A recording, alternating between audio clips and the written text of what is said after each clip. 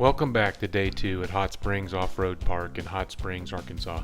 Myself and brothers Brady and Michael had decided to make a last-minute trip to collect some badges and take advantage of the 3-day Memorial Day weekend.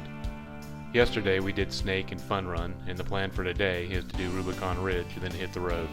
To get to this trail, you go up behind the store in the parking area on Main Road 2. You follow that as far as you can until it tees into Main Road 5. There you take a right until it ends with a clearing under some power lines. At that point, you go left where you'll see a trail sign and you start heading down.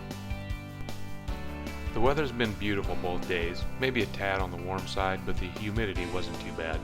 Brady and I both have the Sky One Touch tops, which I really like, by the way. Michael has one of those soft sections that replaces the Freedom panels and flips back really easily.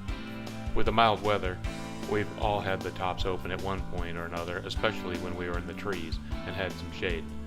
That might not have been the best plan, especially when there are low-hanging branches, since a couple of us wound up with ticks on us. There's a country song by Brad Paisley called Ticks. In it, he talks about checking his love interest for ticks, trying to make it sound all romantic. I'll tell you what, if you've never had a tick on you, there's nothing romantic about them. My wife and I didn't do this trail on our previous trip because we weren't sure we were ready for it. They told us at the desk that on this trail, once you start it, you can't turn around and come back out, even with a winch. There aren't any less difficult alternate exits either. All of the early exits like D3, D6, etc. are harder than Rubicon Ridge itself. Most of them are rated 500, meaning you aren't even supposed to be on them with an ATV or dirt bike. This is probably the most intimidating part of the whole trail, but it's mostly just a head game. If it was damp, you'd have a tendency to slide constantly, but there are enough rocks I don't think you'd get far before regaining traction.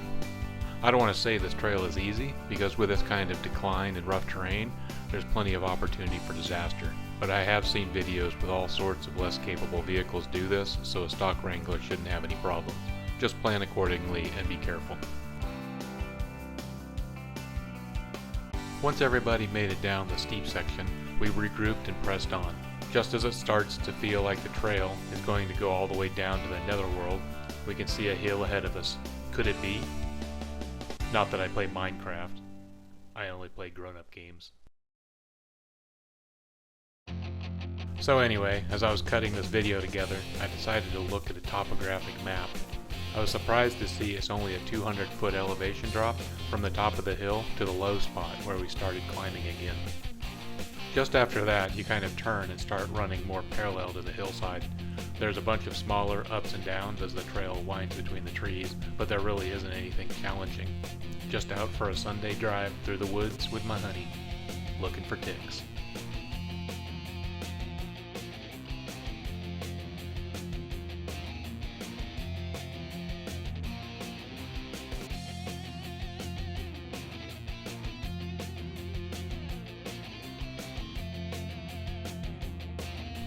This spot should be named Split Personality Hill because depending on the weather, it is two completely different experiences. If it's dry like we have today, you just drive on down. But if it's wet, it's like a giant vehicle-sized slip and slide. At least the way it is now, your tires will stay in the ruts and follow the curve down until you get to the bottom. Be sure to leave plenty of space for that or you might be buying a couple of bumpers, one for you and one for the guy in front of you.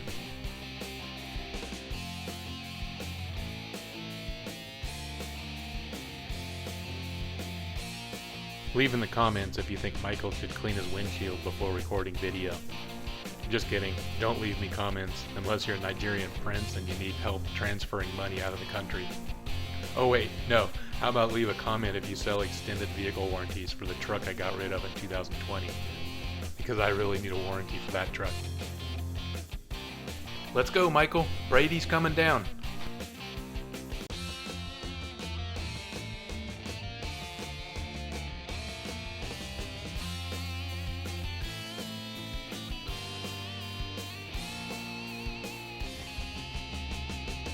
What goes up must come down, but on Rubicon Ridge it's the exact opposite.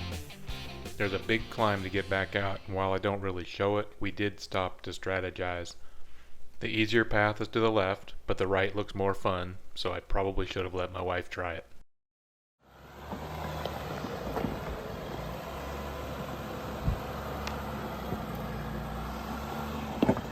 This rock ledge is at a bit of an angle with a depression behind it in front of where that log is at. I wanted to avoid that because I didn't want to try and climb something with my front and rear at the same time. I figured I could start on the left side and sort of climb it diagonally to the You're right. on the line you want. That would avoid the hole and allow me to climb the ledge one tire at a time. This is actually where I wanted my back tire to climb and I missed it. I'm not sure if it would have made a difference, but I think it would have.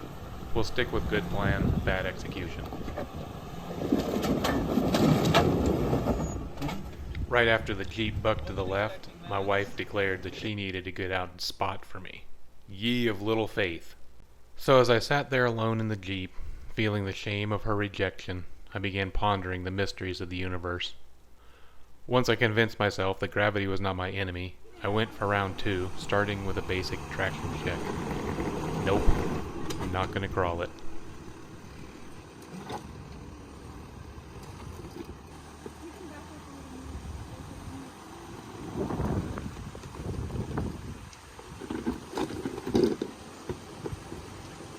You're out of the hole. You're out. You're out. I think that with a tiny bit of momentum would work. Yeah, because your front's up against a shale, but it's not a ledgy, so just a little bit of bump there. I think it'll go. It figures the guy with the 392 would tell me to give it more gas, though.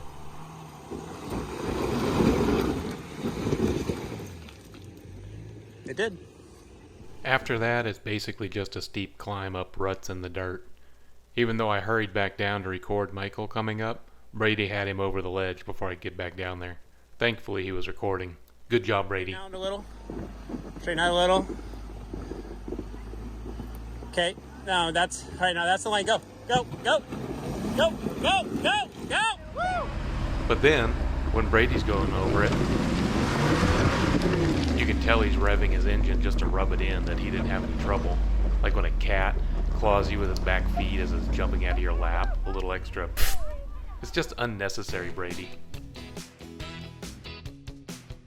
You know I'm just kidding, Brady. I'm just jealous of your ride.